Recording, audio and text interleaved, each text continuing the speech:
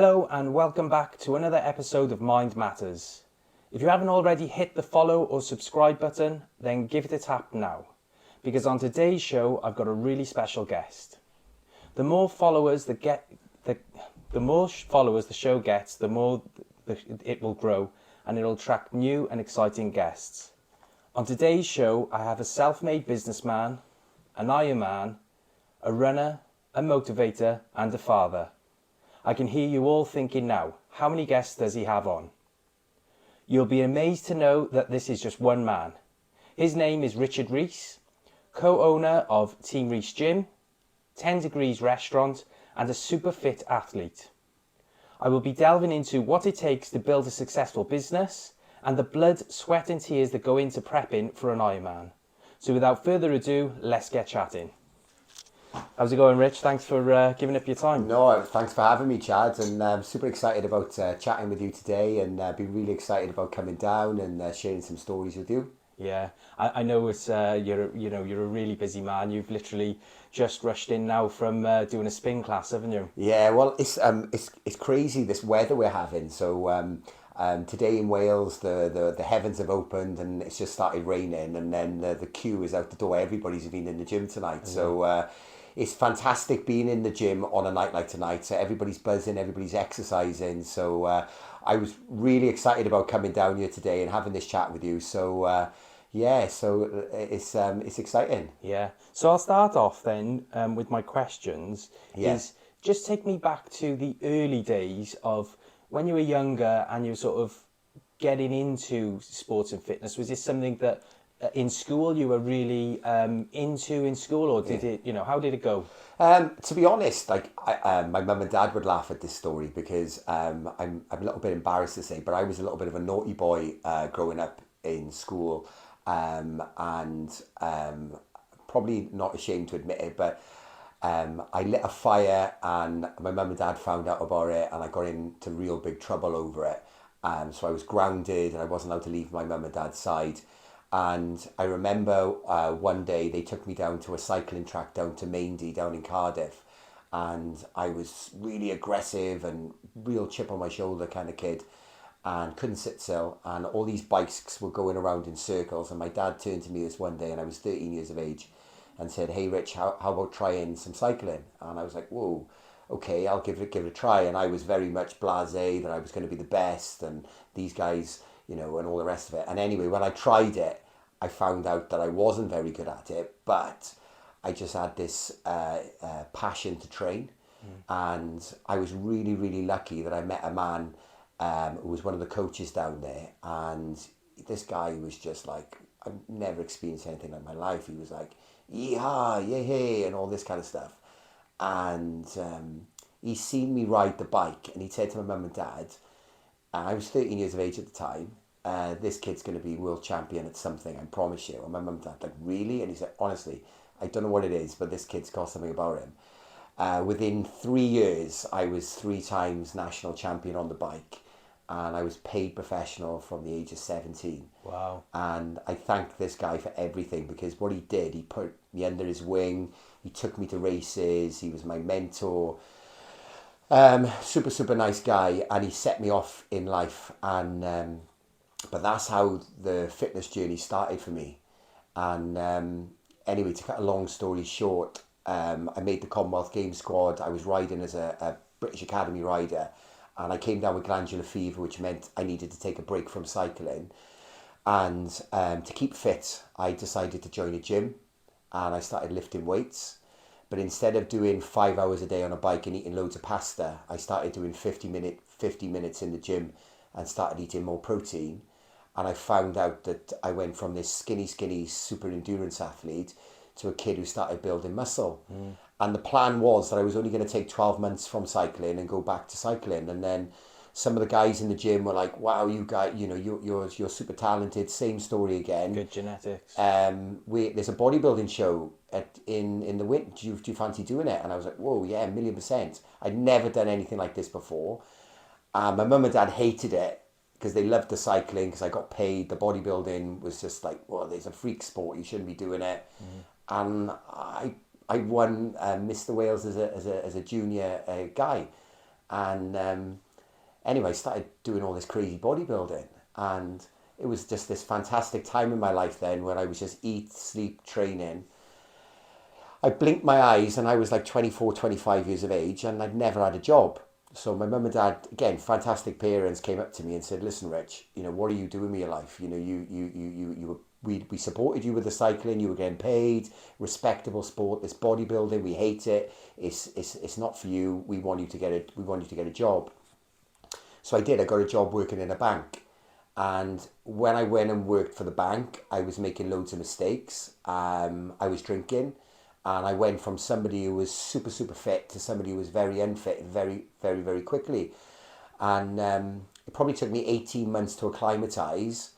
And then I started training again. What was the reasoning behind the sort of self-sabotage at that period in your life? I think it was a combination of a few things, but I think the main thing is, and my mum and dad, I've got two brothers. My mum and dad have tried to put their finger on why I am the way I am, and my other two brothers are so chilled and all the rest of it, is that the way that I like to run my life is it doesn't matter what level that I run at, as long as I beat myself. And as long as I feel I'm beating myself, I feel that I'm on a journey. And as soon as you take that away from me, I won't do it anymore. So when I got a job working in a bank, I was literally doing 20, 25 hours a week of full-time training. And then all of a sudden I was getting up at 7 in the morning, catching the bus or whatever to get to work, and eating the junk food in work. And then obviously I felt that I wasn't beating myself. And then I found myself on a downward spiral. And it honestly was 18 months where, I was really in a situation where I had a pot belly. I went from somebody who was, oh my God, this guy is like the fittest guy in the world, to this guy is like, well, you wouldn't even say I'd gone in the gym. Yeah. And then what I did then, when my work started to relax, was I started exercising again. But I would never train where anybody knew me. I literally started traveling to Cardiff to train in another area where nobody, so I could build my fitness. And then came back, and then obviously the rest is history. I then made a comeback into sport, retrained as a personal trainer after taking some redundancy from the bank, and then obviously then I've been living this fantastic life the last few years where I've done the London Marathon now 3 times, I've done Ironman twice. I'm really enjoying my fitness, and obviously advocating to other people to get involved as well. Yeah. So, I mean, just want to touch actually. Yeah. You say so you went into being a PT. Yeah. And I know where you sort of PT'd. Yeah. And then all of a sudden you sort of built this brilliant community, and I think it was probably you started like a running club. Yeah. Just talk us through how you went from that to building what I would consider, because I'm a member of Team Rees, building like an empire. Yeah, I've chatted to other people about this, and we chatted about this a little bit offline before we started. I would love to say to you that it was about being big and bold, and the decisions I've made have always been, proactive ones. The reality has been often some of the best things that have ever happened in my life is because of some of the worst things that have happened. So like, I remember my boss calling me into the bank once, and I was in a situation where I was on a salary, I've earned about 35,000 a year. I had a company car, I had a mortgage, I had a credit card, I had all these different things. And I remember my boss calling me into the bank one afternoon and said, Rich, I'm so sorry, but we're making everybody redundant today, and 683 of us are going, and unfortunately you're one of them. You've given the bank some good years service, and you'll be receiving a redundancy payment of £25,000. Just for you to know, we will be taking your car off you by the end of the month, and we are stripping all your limits off your... And literally, it was like, what the hell is happening here? I remember driving out of the bank and literally pulling into a petrol station, and I had an Audi TT as a company car, a lovely car, and couldn't afford it, but I literally picked this company car. And I remember filling the tank up with petrol in Newport, and I went up to the petrol pump to pay, and I put my card on the counter, and it declined. And I thought, oh my God, they've cut all my credit limits. I forgot, because obviously they knew we were being made redundant, so they took all our limits off us. So I said to the guy behind the counter, it's never happened to me before, I'll fill the book in and I'll come back and pay. He said, no. He said, if you don't pay, he said, we ring the police. And I was like, whoa. So I literally went on the phone to mum and dad again, And they were shocked because they had literally seen me wearing a suit and a tie every day and driving a company car, and I had a mortgage and a house and all the rest of it. They had no idea that I was living on credit cards and I was up to my limit in debt. And I said, Mum and Dad, I said, I've just been made redundant. I am having redundancy money, but I've just pulled my car into the petrol station, and they're threatening to ring the police. So my mum and dad literally were like, oh, so they sent over some money for me to release the car and all the rest of it. But it was the disaster. And then I remember my mum and dad coming up to my house and visiting me and saying to me, right, come on, let's sit down with the bank statements, let's see how bad it is. And then being shocked at the kind of levels of debt they had got myself into. And I hadn't told anybody because I was living this lifestyle where I was flash, but under the covers there was nothing there. And they refused to help me. And I was really angry with them. And I called my mum and dad some names, and we didn't speak for a few days. And then I remember then them coming back to visit, and them coming back down the drive. And they said, we will help you, but it's on our conditions. And I said, well, what are the conditions? And they said, well, you're going to have to sell everything you've got. So that's job number one. We're going to sell everything, and we're going to try and clear some of your debt. And once we've sold everything, they said, the next job we're going to do is we're going to rent your house out. They said, the dog's got to go. I had a dog at the time as well. I'll talk about the dog in a second. They said, the dog's got to go. And they said, you can come back and live with us and get yourself back on your feet. And then we'll get you onto a training course, and then we can make a decision from there. So for the next 2 months, I literally sold everything. I sold my golf clubs, I sold my bike, I sold the sofa, the TV, we sold everything. I then rented my house out, and I went back to live with my mum and dad. I had a boxer dog which I had. We rehomed him with a great owner, which killed me to get rid of the dog because that was the only thing that I had. And I remember my son came to visit me, and I'd split up with his mother, but he was about 5 or 6 years of age at the time. And I remember being in a single bed with flowery sheets on, thinking 2 months ago I had an Audi TT and I had my own house and my car and everything, and now I'm at my mum and dad's house. So then when I got paid my redundancy check of 25,000, I cleared my debts, and then I was in a situation where I had a blank canvas. And then the decision was, like, what are you going to do with your life now? And at the time I was still competitively training. I was training to a very high level, and I was competing as a local bodybuilder. And my mum and dad said, well, everybody wants to train with you, Rich. Why don't you set up your own PT business? So I applied for some government funding, and I think I had about $2,500 from government funding, and I went down and did a PT course, and it was a residential course. And it was the best thing that I ever done, because literally, and I don't know if anybody who's listening can resonate with this, as soon as you lose your value, because I was literally walking the streets, I had nothing to do, because when you haven't got a job, every time you leave the house, you've got to spend money, and when you haven't got any money, you can't leave the house. So I literally had nothing to do. So the only thing that I did was train. So when I had this opportunity then to go and retrain on something brand new, it was so refreshing when I went into a classroom environment and I had fellow pupils and fellow people to talk to, make friends and all the rest of it. And it was just fantastic. And then I literally then retrained as a personal trainer, and I set up this personal training business. But that's how it started. It started from me being pushed. And if I hadn't been pushed from the bank, because I was good at my job in the bank, I promise you I would still be there right now. So what would you say, that was obviously a crossroads in your life, and I'm sure, I'm positive that you're not the only, because I actually went through redundancy with the bank as well at one point in my life. What would you say, that sort of moment where everything was stripped from you and you were sort of stripped bare, people who've perhaps either going through the exact same thing or have gone through it, what advice would you give them if they were in the same sort of situation?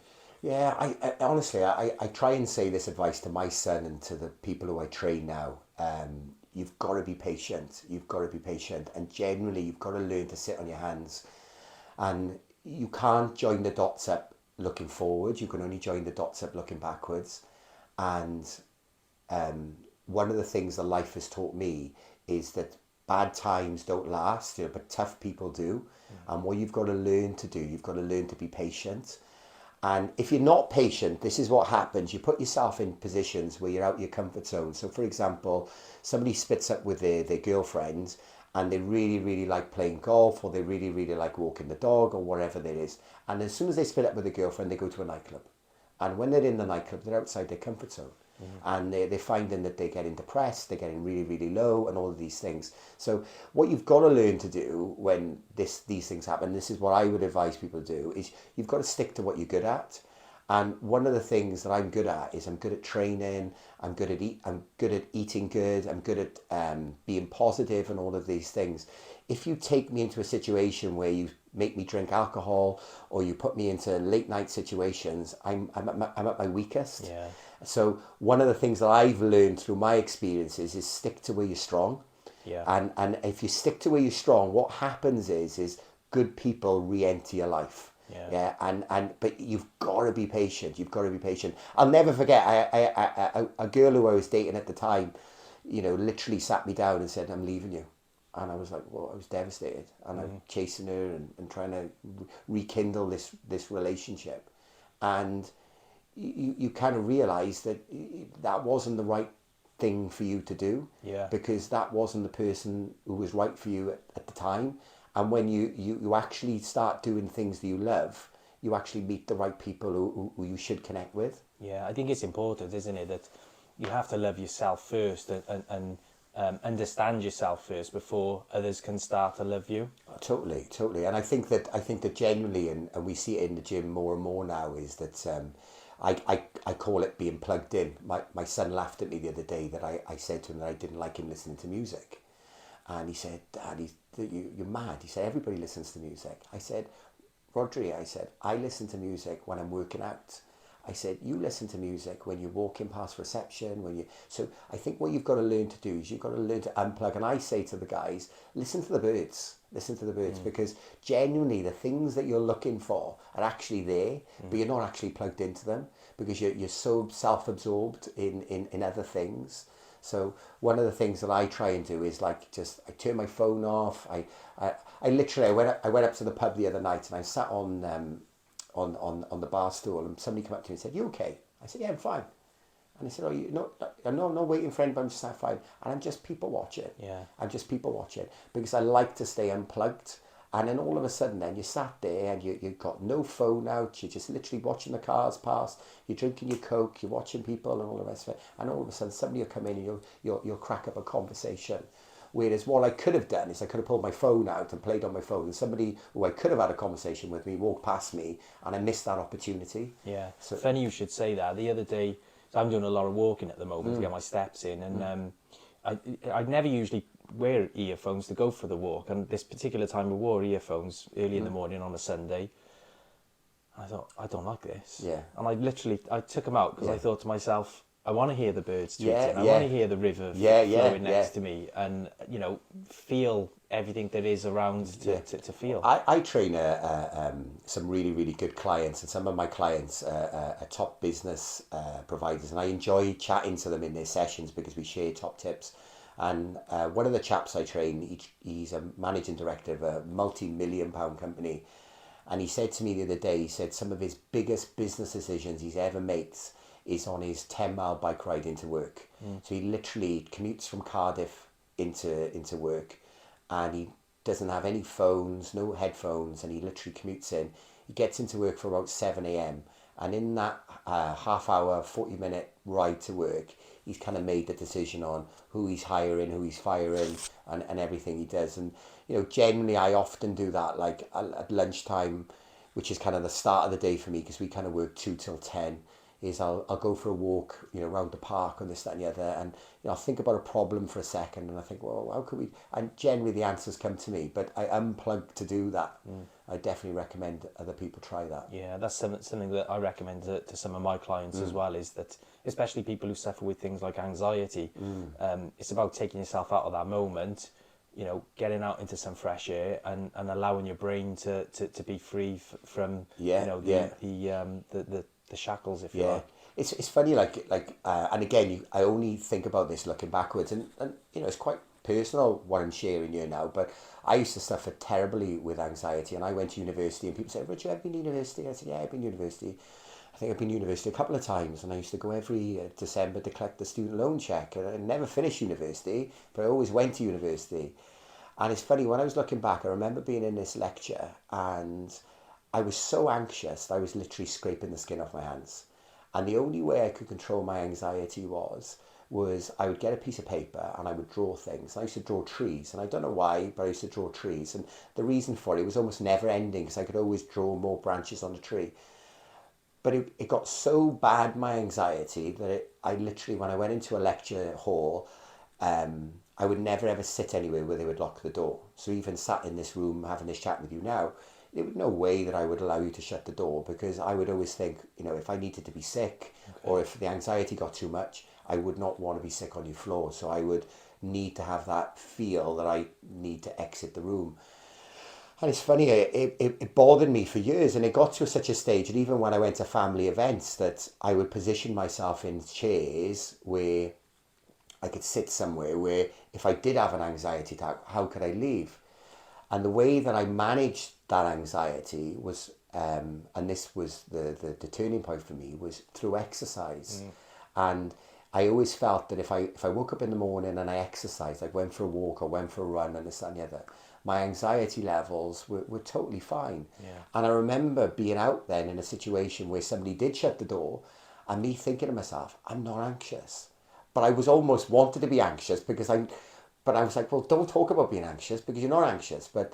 And again, this is one of the things, I definitely advocate, is that if you are getting your steps in, if you are seeing the daylight, if you are getting your anxiety levels will definitely, yeah. Yeah. So talking about training then, obviously your bodybuilding days, would you say you were sort of a different person then to what you are now? Oh yeah, definitely, yeah. And like, if you wanted me to touch upon the bodybuilding days, it was that, back 20 years ago when we were exercising, there was no treadmills in gyms. It was dirt on the floor. The guys, were hard-working men. There was no personal trainers. No, man's man. Yeah, your diet advice was egg whites and chicken. That was it. That was your lot. But they were very kind. They were very helpful, and I was trained in an old school manner. Where you lifted heavy, you did it properly, and you pushed yourself to the limits. And again, it's something I don't regret. It was a great time in my life, and I travelled to many different places. I was at the British bodybuilding finals as a highlight of my career. I was never a natural bodybuilder. I was always too athletic. I was too tall. I was always a little bit out-muscled on stage when I competed. But what I did I liked the discipline of training. I enjoyed the training to the date in the diary. Where my gift is and where I'm natural at is things like endurance sport. And I cannot tell you the reason why, but... Was that something you were always, so in your bodybuilding days, in the back of your mind, were you always sort of, I'm going to be going back to endurance? No, not at all. I think that, if I'm being honest, I'm 42 at the moment, right up until like 33, 34, I was well into bodybuilding. It was a full-time job for me, and I went to the British finals, I think, and again, I might be getting the dates wrong, but I think it was like 2013, 2014. So you go to the Nottingham finals and you get this massive kudos where they put this gold band around your wrist, and it says British finalist, and you walk through the back door, and it's an absolute freak show. It's the most beautiful people in the world are there, and nobody's eating anything. It's crazy. But I loved it. The smell of the tan and the lights and all this kind of stuff. Was it intimidating? Oh, massively. And the wives' tale about like you've got to drink dandelion juice to get the water off, and this all that kind of stuff. And it's another world. Like, on a scale of 1 to 10 in Caerphilly, I'd probably give myself a score of maybe a 7 or 8. Okay, when I used to go to these bodybuilding shows, I wouldn't even give myself a score out of 2. Some of these guys were 10 out of 10. They were plastic. They were just like, wow. Like, as a young guy, I used to aspire to be like these guys, like insane. But it's just another world. It must be crazy because, like you say, whilst you're in Caerphilly or you're in your gym, yeah, your surroundings, you look at other guys, you think, oh, you can't help but compare yourself. And then as soon as you go into a contest like this, you look and you're kind of like, yeah, whoa. Yeah, well, I remember a guy flexing his arm in the warm-up, and I genuinely thought he'd swallowed an apple, and the apple had got stuck in his arm, and I'd never seen anything like it in my life. And you know, I was chatting to this guy. He says, "Oh yeah, I said, what's your diet? What's your diet like?" He said, "Oh, yeah, I'm on a diet that I'll only eat if I can see myself in the mirror." And I said, "What?" He said, "Yeah." He said, "I like to see if I'm gaining fat, but I'll only eat if I'm eating in the mirror." And at that point, I thought to myself, "Whoa, these guys are crazy. These guys are totally off the wall." But it was at that particular bodybuilding show, and I think that I literally walked on stage with about 30 other guys, and I've got a video somewhere, and I didn't place anyway. I didn't even get in the top 10, but I was in crazy shape. You know, if I walked down the street in Caerphilly, people would stop me. You know, I was in crazy shape. But again, on that stage, I was a 2 out of 10 at best. These guys on another planet. And I remember packing up my kit bag and thinking I'm never going to do this again. And it was funny. I just literally, I was done. That was it for you. I was done. And then when I was done, I was like, what else am I going to do? And what I did then is I started running, because what I enjoyed with the running, I enjoyed the pain that it created. And it was like the same pain that was created by lifting heavier weights. And that's what brought me more into endurance sport back. So sort of, because this is definitely a question that I wanted to ask, because you know, when you're preparing for the Ironman contests, you know, the bike ride, you've got to cycle for how many hours would you say, if you were training, would you say you'd be riding for in preparation? Yeah, so the training generally, if you want to do an Ironman to the kind of level that I've done it, which is, you know, you're doing 20-25 hours a week training every week for you know, 8 weeks before is intense. So you're 15 hours a week, you're on the bike. So it's 500 kilometers a week, and that's all wind, all rain. You know, What's going through your mind in those times? You know, you're completely on your own. You haven't got someone to run with you. You just no, and to be honest, I enjoy because there's loads of communities, there's loads of group rides, there's loads of guys who train, and they treat it as a very sociable thing, which again I wish I could be more like that, but family commitments and things, sometimes I'm pushed for time, but I think one of the things that I do when I'm out on the ride is I'll break my ride into kind of like two different sections. The first section is definitely the warm up, and what I kind of do with any exercise is that, and I learned this off Paula Radcliffe, the world champion marathon runner, is that nobody feels like a workout before it starts. So you've got to make the decision on whether you're going to work out after your warm up. So one of the things I do, whether I go on a run or whether I go on a bike ride, is on a bike ride I need to make sure I'm an hour away from the house. So if I can ride an hour away from the house, that's my warm up. So during the first hour, I'm thinking about, you know, my baby son. I'm thinking about what are we going to do on class next week. I'm thinking about what are we going to do for the weekend. It's all really, really nice thoughts. So after I've got an hour away from the house, I'm about 30 kilometers from the house, I can make a call from that point. I can turn around and go back, which will take me another hour, or I can complete the workout. So for me, when I'm an hour away from the house, I think to myself, let's complete the workout. So then what I generally do, and it's really good living in South Wales, is we've got some really big mountains, some climbs. So the Regos, the Bulk, the Tumble, you know, they're 5, 6, 7 kilometer climbs, really steep in gradient. We can really put a good shift in. And then when I get to the bottom of those climbs, then I'm really trying to hit my power numbers. So I'm trying to build up that lactic acid in my legs and all the rest of it. And what I try and do, I try and visualize, you know, what did it feel like last time? And I think to myself, oh, it really hurt last time. And then I think to myself, well, did you think you could take some more? And I was like, yeah, I could have took some more. Well, when you're on the bike then, I'm thinking, well, you said you could take some more last time. We'll take some more. bit sadistic. Yeah, and then I really push myself. And then when you get up over the mountain, then you're then 2 hours away from the house. But at that point, you think to yourself, well, if I go back now, I've got to go back over that mountain. It's easier then to do the other 3 hours to come home. Right. And that's how I get those 5-hour rides done. Right. Yeah. So there's lots of visualization and self-talk going on. Yeah, yeah. And then, you know, you literally, especially when you're coming back and it's like the last 30 or 40K, is, you know, that's when champions are made. So I'm kind of thinking to myself at that particular point then is like, you know, what would you be doing if you were in a race situation at this point? You know, and I'm pushing, I'm spinning my legs and all the rest of it. And, you know, that's what gets you through. And just for the listeners, on an Ironman, I've sort of written down these numbers. Yeah. So, it's in total, it's a 26, well, is it start off with the swim, isn't it? 2.4 mile swim. It's a 112 mile bike ride, Yeah, yeah, a 26.2 mile marathon, yeah. and as well, before you started doing the Ironman, you couldn't swim. No, no. Talk us through that. That blows my mind Yeah, when I heard yeah, that. yeah. So it was crazy because I'd done everything. I'd done London Marathon, I'd done the bodybuilding, I'd run all the fast races. I did the Marmot, which is a stage in the Tour de France, which is considered one of the toughest endurance rides you can do. Okay, it's the three cols, it's the Galibier, the Telegraph, and Alpe d'Huez to finish.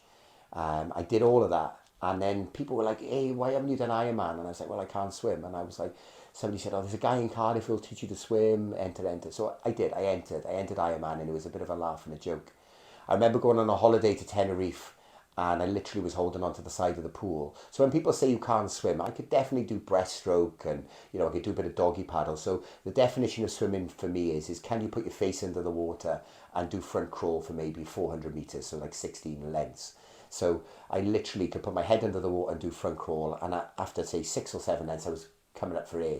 I literally went on this holiday to Tenerife and I couldn't even swim a width, and it was just a nightmare. I remember going to Cardiff and booking in with a swim coach, and I remember him stopping the machine after about 5 or 10 minutes, and he said to me, be on the level with me. And I said, yeah. He said, are you serious? And I said, what do you mean? He said, you can't swim. And I said, yeah, no, I swim here. He said, no. He said, I've had guys in before who said they can't swim, and they can swim. You can't swim. And he said, you're going to have to change everything.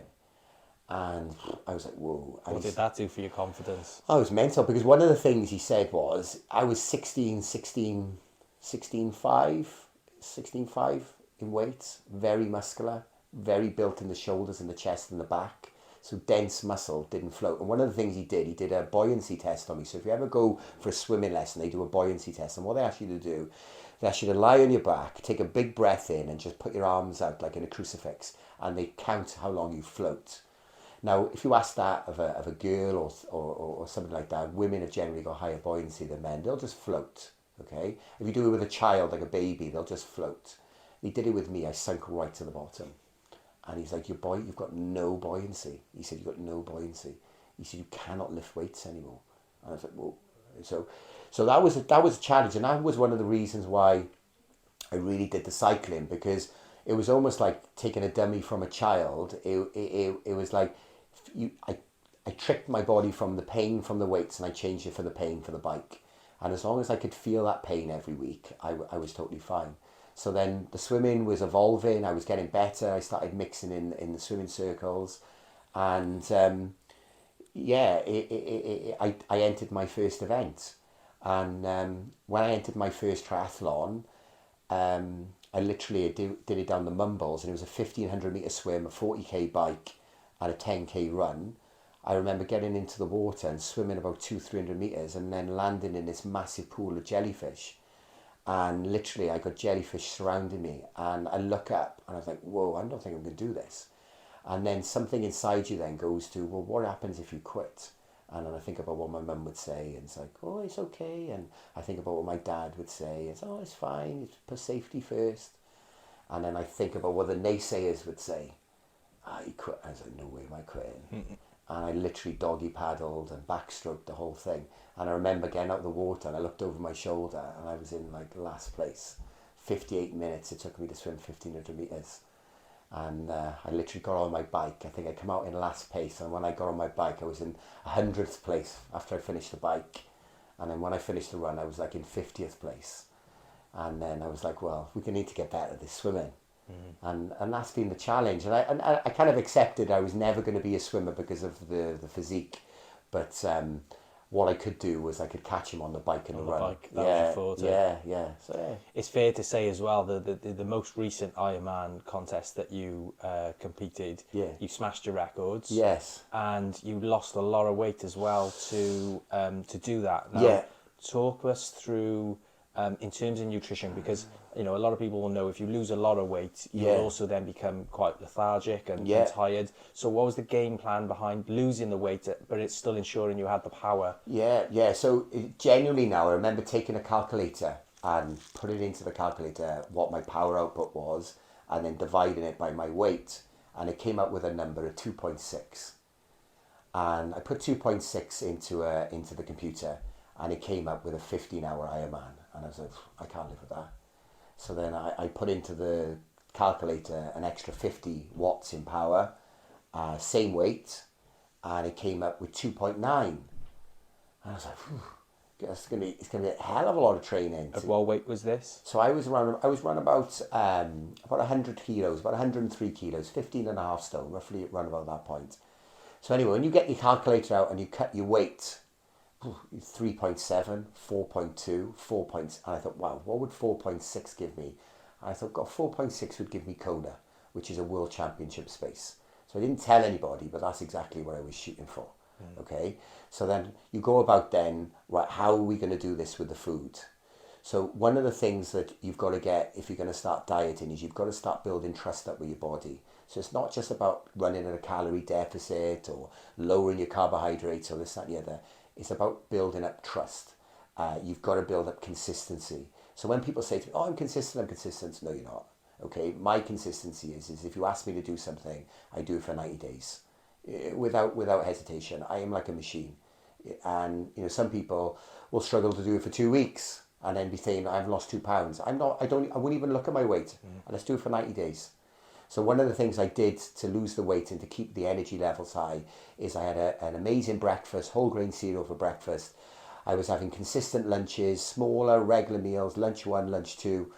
And then I was really enjoying my feeds on the bike, so earning my reward. So if I was burning 100 calories every hour on the bike, I could eat 100 calories. And if I wanted to eat 100 calories having a chocolate bar, so be it. So I wasn't depriving myself of anything, but anything which was sticky, it was eaten on the exercise. Okay, in the night then, we were just having wholesome food. So good complex carbohydrates, nice lean proteins, and lovely fresh vegetables. So, you could have a million meals like that. So it was salmon, brown rice and veggies, or it would be steak, sweet potato fries, and this. But it would just be, boosh, straight on it. As simple as that, Simple, really, isn't it? simple. And then genuinely then what happens is your body starts changing, and you look in the mirror and you start becoming more muscular, you start becoming more athletic, and people can see the conditioning. And I knew my conditioning for the last Ironman was really good, because when I did the first Ironman, it took me about 3 months to recover from it.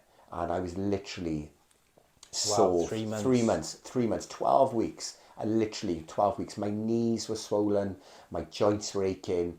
This Ironman has taken me 10 days. In fact, I looked back through I had to go quite far back on your social media, but I actually saw what you looked like on day one of your training towards your first Ironman, and you were still pretty muscular. Yeah. And it's funny, and somebody said to me the other day that, what about the muscle? If you asked me to, okay, I could put the muscle back on in 3 months. No problem at all. I would literally change my diet. I would increase my macros with my protein. I would lower my simple sugars, because I wouldn't need the sugars because I'm not doing the long workouts. And then I would just increase the intensity in the gym. And if you say to me, well, what does intensity mean? Intensity means if I was lifting 20 kilos last week, this week I lift 30. And this is one of the big mistakes the young guys are making now, is they're coming into the gym and they've got kudos around deadlifting 100 kilos.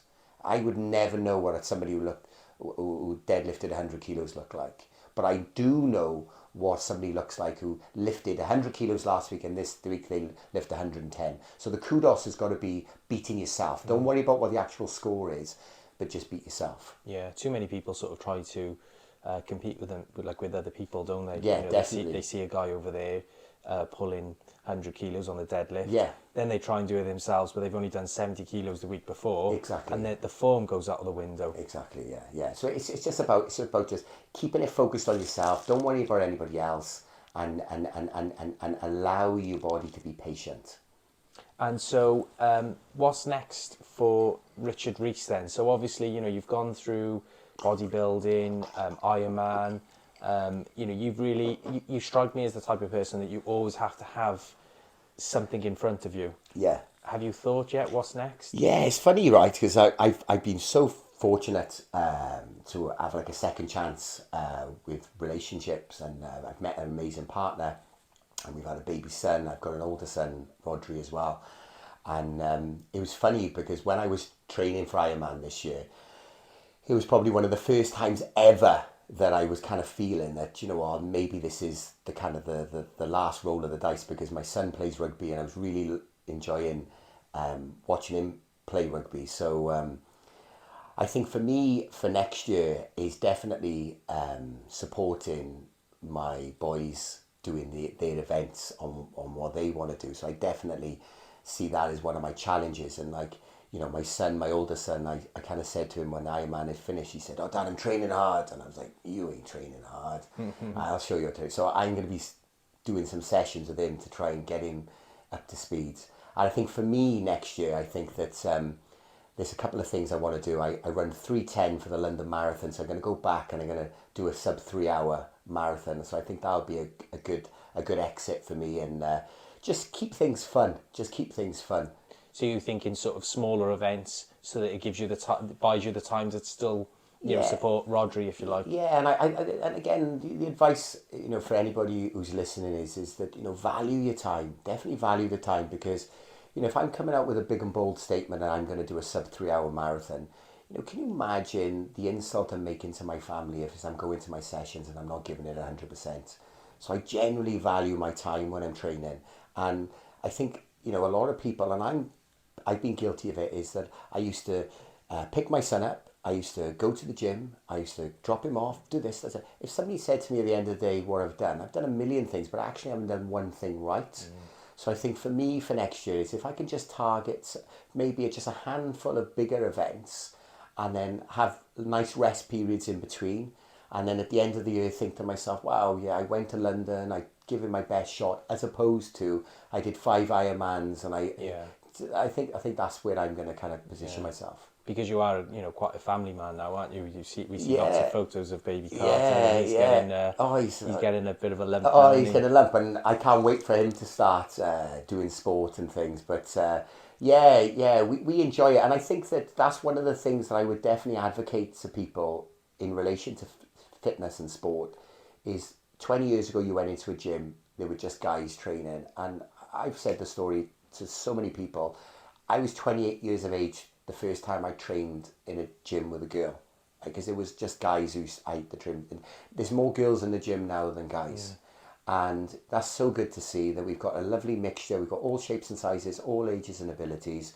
So I think that one of the things that I enjoy with my fitness now is that because it is family orientated, it is a really nice environment to be around. So you know, that's somewhere where I feel quite comfortable.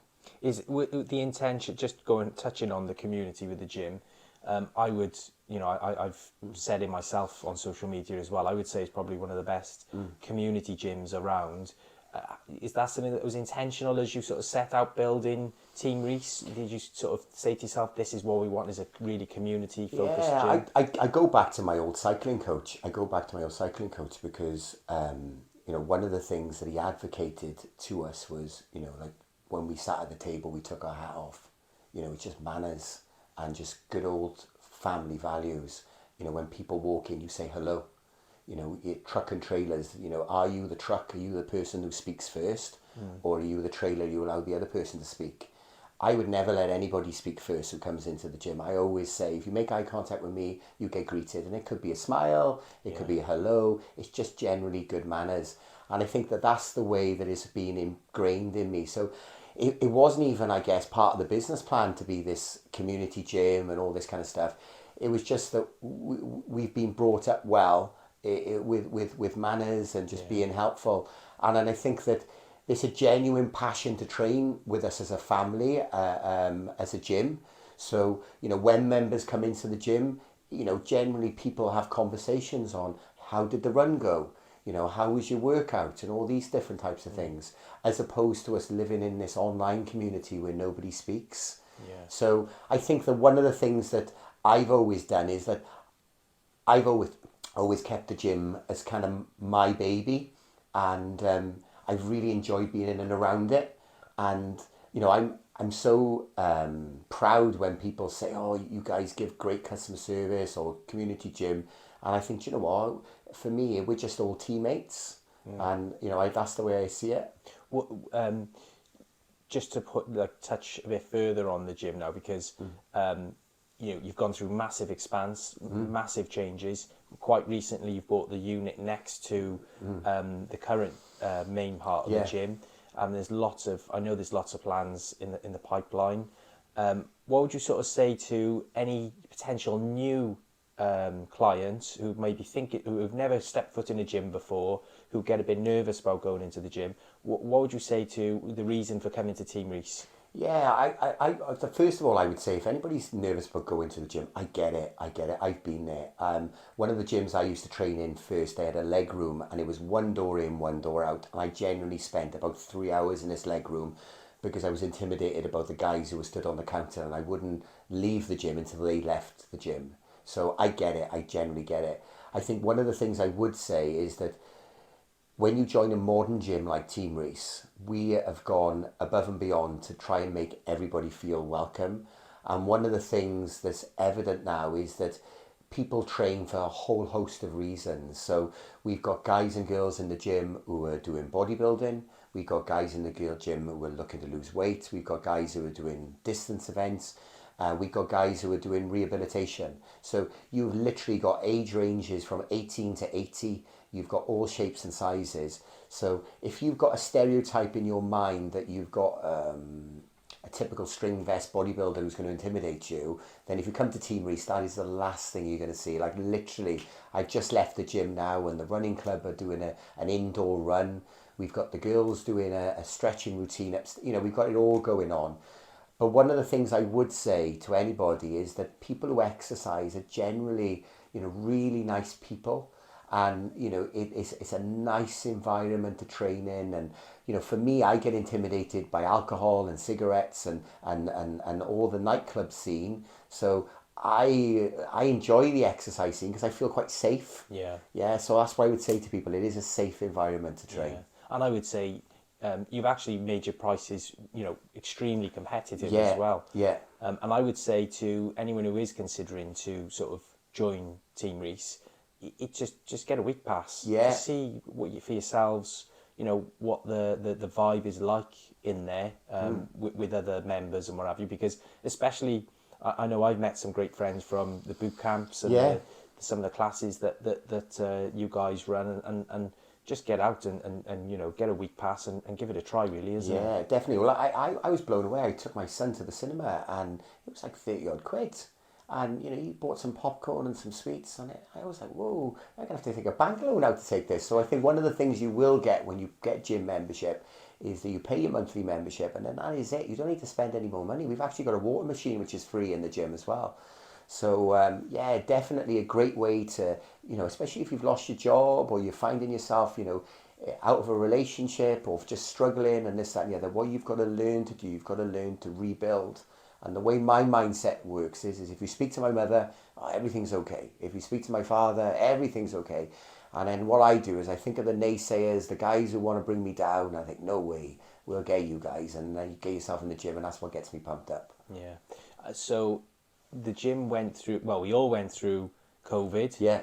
Just talk to us. I know you guys were, you stopped everyone's payments. Yeah. Probably one of the only gyms that did do that. Yeah. You run Team Rees at home. Yeah. For the members to be able to jump on and still be able to keep fit. How did it actually impact you guys? Was it a stressful time? Yeah, look, honestly, we almost went under. And I think a lot of people don't appreciate the stress that COVID put on small businesses. And, I'm really lucky. My older brother, Martin, was a great manager and he's very passionate for doing things right. And he's the guy behind the scenes who kind of does the admin and the finances and all these kind of things. And when we had the news that gyms were closing down, we kind of heard in the whispers that some gyms were keeping their gym membership going and all this different thing. And that just didn't sit right with us. So what we did in lockdown 1 is we just froze the membership. We just stopped it. And what that did in an instance was you went from having no salary. So we had zero income coming in. And, we went through 2 or 3 months of just thinking to yourself, we're having beans on toast tonight because we just didn't know what was happening. And then obviously we had the funding, the grants, the loans.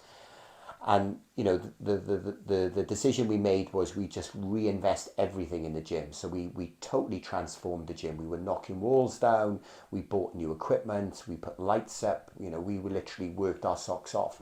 And then when the gym opened, it paid dividends because the gym membership, absolutely soared. And then everything was going absolutely fantastic. And we were earning money and thinking, the loans we've taken out from the government, we're going to be able to repay them. Everything's fantastic. And then what happens? We go into lockdown 2. And it was like, whoa. And now that was a really, really low point. That was really low because at that point, it just didn't feel nice being in the gym anymore because, even if I walked close to somebody, it was like, oh, did you give me COVID? Did you not give me COVID? And when your job is bringing people together and all you're doing is spending time keeping people apart, it was like, whoa, you didn't even really want to be there anymore. So that was low. And I think us as a family, we really had to kind of pull together to get us through that. Did you ever think about throwing the towel in those moments? Yeah, it was frustrating because, again, not getting too political about it, but what the government did in Wales, I wasn't a fan of because they put people like the EHO, Environmental Health, in charge of COVID. And, we were having people coming out to do inspections and they were like, you've got 30 people in your building. And he was like, it's 15,000 square foot. And they're like, yeah, but you're only allowed to have 30 people in there. And we're like, other gyms are 1,500 square foot and we're 15,000. Do you realise how big that is? And they were like, yeah, but you're only allowed 30. And There was just no common sense. It was no common sense. It was like the electric bill in the gym was £5,000 a month. And they were asking us to switch it all on for 30 people. You get a calculator, you're going to go bankrupt very quickly. So I think one of the things that we did to overcome that is we brought out Team Rees at Home, which was an online training platform. We were training people outside, which meant that we could overcome these silly restrictions which they felt at the time. And thankfully for everybody involved, for everybody's mental health, is that COVID disappeared and we were able to go back to our original business model. But things changed after COVID, man. People changed because before COVID, people were more willing to talk and to chat. Post-COVID, people were more embroiled in their phones, more people working from home. I think people's mental health generally was going down. And, I think that the gym was a much more important place for people post-COVID than before COVID. Before COVID, the gym was just a place to exercise. Post-COVID, it was a place for people to gain their mental wellness as well as their physical exercise. I think a lot of people realised that, didn't they? Through having something taken away from them, Yeah. They realised that in actual fact, as well as giving me fitness, it's my mental well-being. Yeah, exactly. And then that's what we've done. And then to grow the gym to where we have now, we've expanded to a super gym, 30,000 square foot. We're one of the biggest gyms in the UK now. Is that we've just kept reinvesting. And it's daunting sometimes. It is daunting because you're in a situation where you've paid a loan off, you've cleared some finance, there's an opportunity to take a higher salary, and then the decision is on the table. Do we reinvest or do you want to take the money? And take the money. But unfortunately, if you don't grow, you actually retract. So one of the things that we've always done, and it's always worked for us, is we've always reinvested. And it feels nice. It feels nice when you reinvest. And, like, for example, today, some lights went up in the gym today, and they're only red lights, they are. But when you turn them on, they look fantastic. And then today, the lights went on for the first time in the evening, and I enjoy literally watching people come in. Oh, the lights are on. I get a kick out of that. Yeah. But I'll only get a kick out of that for a couple of weeks, and then I want to put something else up. And that's the way we've run our business, and it's just worked. And obviously that's one of the reasons we've got the restaurant as well, is that we branched out in COVID, that we felt that the gym was too high risk to keep that as our sole business. So we were planning on doing like a cocktail bar, an events venue, something along those lines. And then quite a established pub came on the market, which was a bigger restaurant, bigger bar, bigger stress. And we bet on ourselves to do it. and the restaurant is doing fantastically well now, and it supports the ethos of the gym. Yeah, I can remember speaking to Martin when you first sort of bought the gym, and he was quite worried. You could see he was like, "Is this going to work?" And I Yeah. said, "Mate, honestly, you'll be fine. You guys have got the right, you've got the Yeah. right cocktail between the three of you. It does seem to work, doesn't it? That what you've built with the gym has transpired into the restaurant." Yeah, we won an award I think it was in 2021. We won an award of Best Employer of the Year, and I went up and collected the award, and it was quite a prestigious evening with lots of other fitness facilities there. And the MD of this company handed me the award, and I gave a little speech thanking the guys and all the rest of it. And I remember speaking to him backstage, and he said to me, you've got to be in a position, for the next stage of your growth to start employing people who are better than you. And I listened to what he said for a second, and I said, oh, you've got that the wrong way round. And I tried to correct him. I said, I'm the best and everybody works under me. He said, no. He said, I got it the right way round. He said, for you, he said, to improve on your success now, he said, you need to start finding people who are better than you. And honestly, it took quite a while to digest that. And if you want to be truly successful, you've got to make other people successful. And that was around about 2.5 years ago. And if you notice the team of people who I've got now working for me in the gym, they've really elevated in the standards. So we've got fantastic instructors, we've got great bar staff, we've got amazing managers, and we've really handpicked people who are the best. And they're better than what I can do. And then what that does, it just creates this amazing winners culture. And it's funny, like a chap has come to join us quite recently, and he's come from London. And again, no disrespect to anybody in Wales, obviously I'm Welsh as well, but generally the perception for people who live in cities when they come back to Wales is that we do things maybe a little bit slower or a little bit more backwards. And he said to me on the weekend, he said, this is the closest thing I've found to London, and I can't believe that it's in South Wales. He said, your ethos, your mantra, that if it's broke, you fix it. If it's on the floor, you pick it up. And that's exactly what we do. So if you're given a job working for me, and the job is go and clear the glasses, and you walk past something which is broke, you're going to get it in the neck. Our ethos is that we work all the time. Yeah, is that something that's been instilled from your parents? Yeah, I guess so. Like my parents are just absolutely fantastic. They've been great role models to us as children growing up. Very, very normal upbringing, if that's the word. My father worked for the Ministry of Defence. My mother was a PA for a health board, so top director. So they're great ambassadors of work to us. But I guess their only life regret is they never took the risk of doing it on their own. And when they see us boys doing what they wanted to do, I think that makes them really proud. Yeah. And obviously they're behind the scenes, still helping us and still supporting us. But yeah, they worked really, really hard, but they always worked for other people. And if you sat them down and said, what would you do differently? They would say they would work for themselves. Business. And that's what they're so proud of us for doing what we're doing. Yeah. I mean, you seem like quite a tight-knit family. Yeah. I know you've done a lot of charity work as well for sort of bowel cancer charity. That was, I think your dad had become ill. Yeah. Again, was that quite a tough time for the family? Yeah, and it was a crazy time because on a routine stool sample test, my dad's results came back positive, and the date was February 2020. We were 4 weeks before going into lockdown, and my father's attitude on it all was, oh, he'll go away, he'll be fine. And we went down and had him checked out, and it came back that he had bowel cancer. And if he'd had the test results back 2 weeks later, he wouldn't be with us today, because what they did in Wales, because of COVID, is they shut everything down. Now, we played holy hell, and we screamed and shouted, and we made sure that he went in for his operation straight away. And he needed to have a stoma bag, and he needed to have some treatment. And his attitude throughout of it was, I'm not going to do it.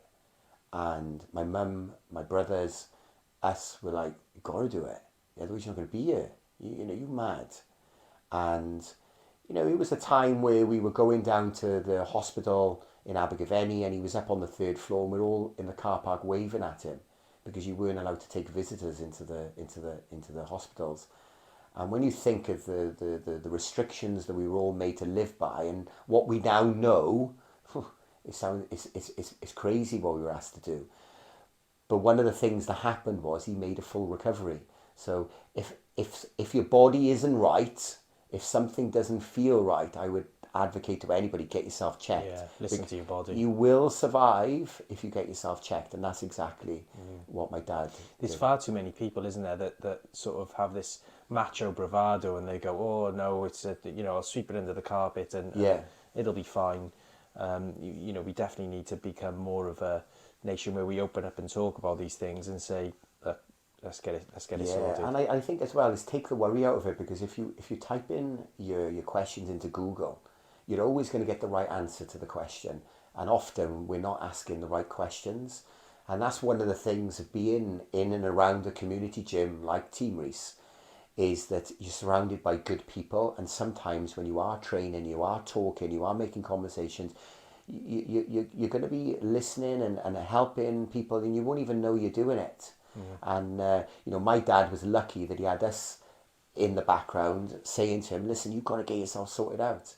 And one of the things we did to say thank you is I run the London Marathon for Bowel Cancer UK. We raised over £2,600, which felt great.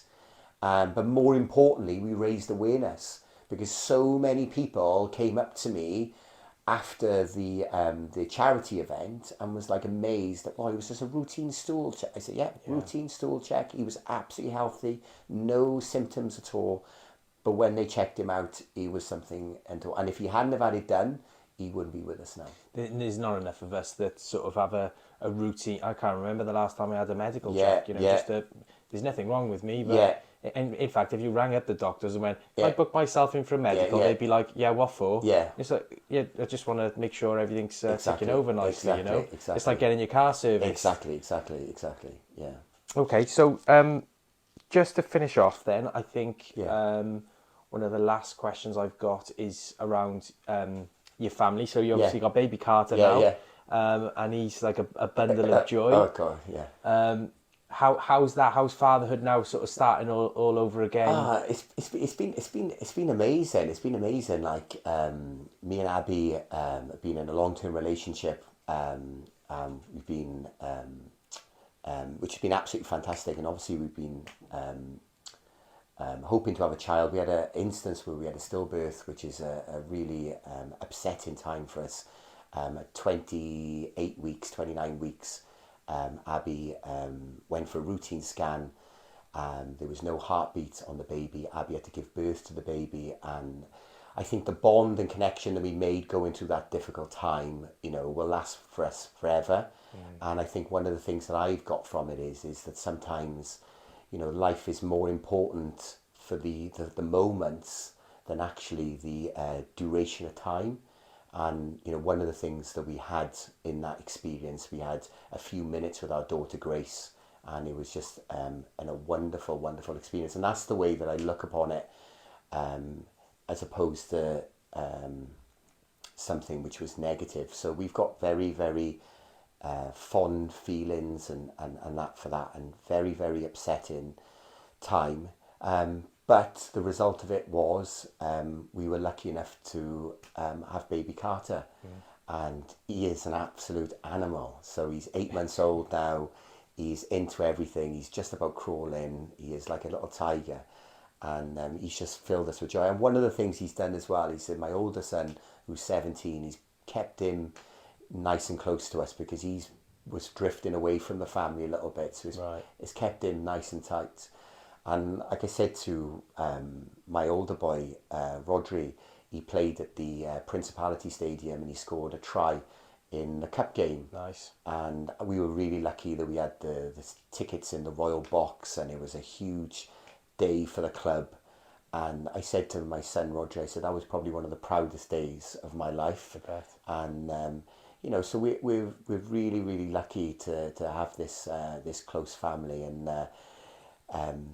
I think the only thing that I don't like is the sleepless nights. Is that even doing things like Ironman and London Marathon, all these things, is that I never realised how challenging it would be doing them without sleep. Yeah. So Because sleep, you know, in terms of fitness and health as well, it's a well-known fact that getting enough sleep in to Yeah. go hand in hand with your training and nutrition Yeah. is super important. So, of Yeah. course, when you've got a baby, yeah, it can get quite challenging. But obviously, you're the type of person who will still go, no, I'm still gonna hit the gym. And yeah. Well, one of the things which was told to me is that I'm like, I've always lived my life like Cinderella. Midnight, I always go to bed before midnight. I hate going to bed after midnight. And what was always told by my coaches was, if I go to bed 2 minutes after midnight, I've actually lost 4 minutes. So every minute after midnight, you lose double the time.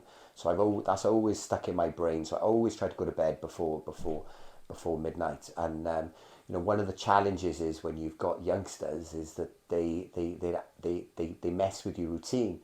And when you're somebody who's so regimented with routine, it sometimes doesn't fit. So I think that's where, when I think about my training or my anything that I do, I always focus on the quality as opposed to the time. Because I think if you're somebody who makes excuses because you haven't got the time to do things, you'll always struggle. So what I always do is I think, well, even if I've got 90 minutes a week, I can break that into 30-minute sessions, and that's where I'll get my exercise in. So just try and focus on the quality. Smart. Yeah. Okay, Rich. Well, I think we'll start to wrap it up there. Yeah, thanks. I'm sure all the listeners will agree you've been completely open and honest, given some brilliant advice in terms of business, training. So yeah, I want to thank you for Thanks for having giving me. your time. Thank you. Cheers.